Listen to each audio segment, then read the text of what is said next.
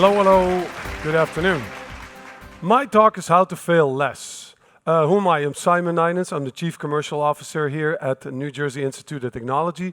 Amongst other things, I'm running the incubation center. So if you're interested to relocate to Newark, be part of this growing community, we're the fastest growing tech city in New Jersey, I welcome you to reach out to me or my staff after this talk. We could talk about that. So how to fail less? How do you fail less? Over the years, the answer has changed, but I think by failing a lot and not beating yourself up over it. In the beginning of my years, my life was more or less like this. As a Buddhist story about a rider that rides through the town at great speed, come galloping at great speed on a horse.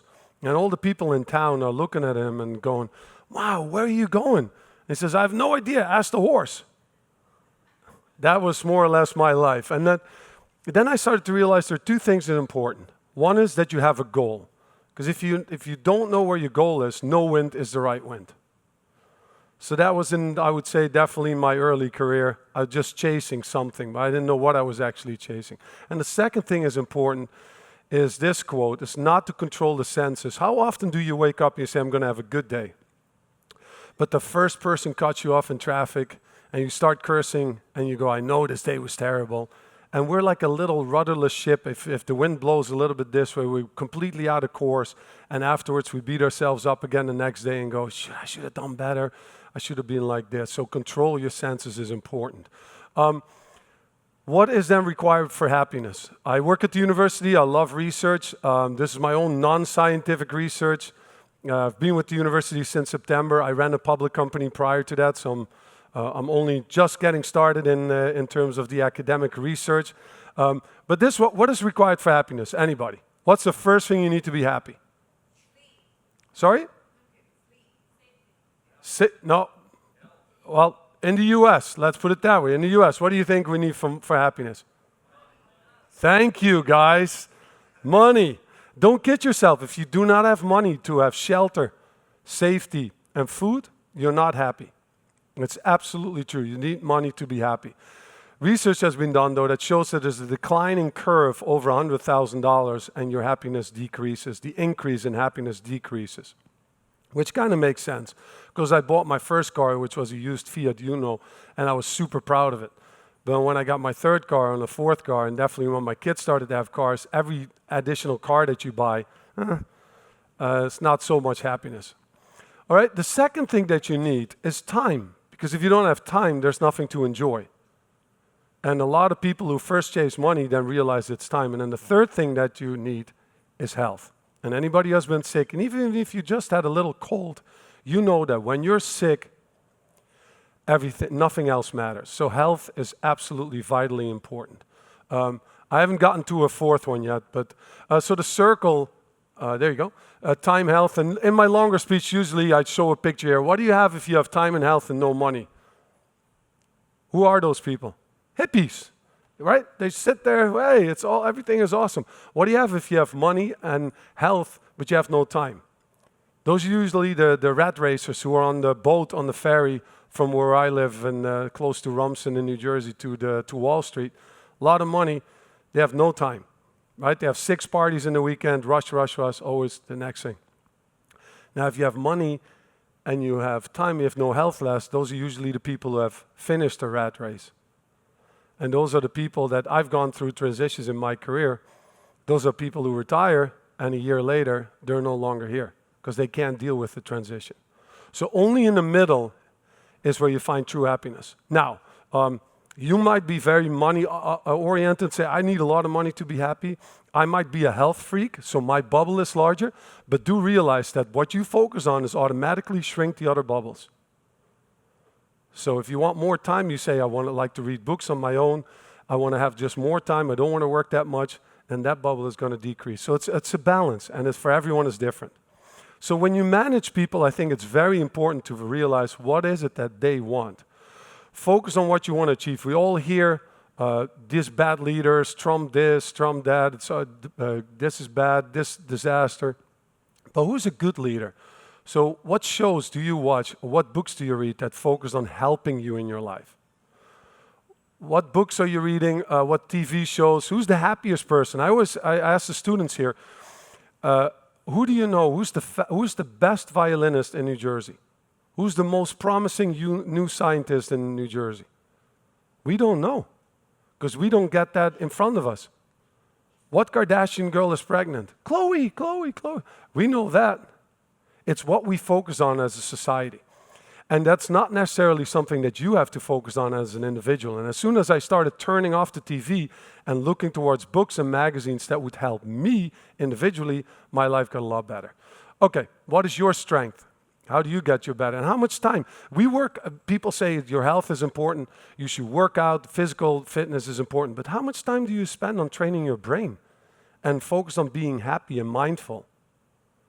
That's also an organ that needs help, and it needs training. And what do you really want to do with life?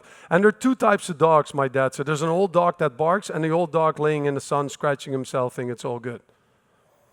Those are the two options. What do you really want to do in your life? And it's totally okay not to know that when you're young, middle-aged, even when you're 60, but it's not okay not to know that when you're about to pass. So just ask yourself then, take some time away from work. So what do workers want? What do people want to work in companies? The number one, training and development. They want to get better. They want to have flexible work hours, cash bonuses. That is important. So great leaders. This is also 30 years of research. Well, the number one thing we want from our leaders, and you saw it already, is honesty. Okay? There's nothing worse than distrust. The number two is competency. Could be nice to be honest, but if you don't know what you're talking about, it's not so cool. And the number three thing is you have to be inspiring. You got to bring people with you. There's an African proverb that says, if you want to go fast, you go alone. If you want to go far, you go together. Okay. What are some examples? Some examples that I think people could learn from.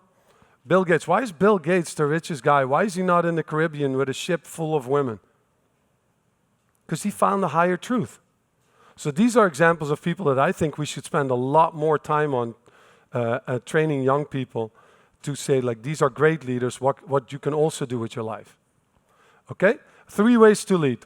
The most simplest way to lead, you see this in parenting as well. The first one is force. This is slavery, but it's also the parents who say, listen to me or you get smacked. It's very primitive, and in leadership, it doesn't work very well. The second one is where you think that people are coin-operated machines. You see this a lot in sales. If you sell something, you get commission. So you're a coin-operated machine. If you do what I say, then you get paid.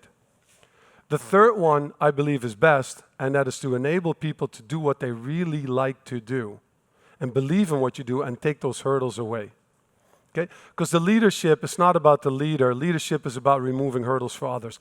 I ran a public company prior to this, and I thought, what if all the magazines are correct?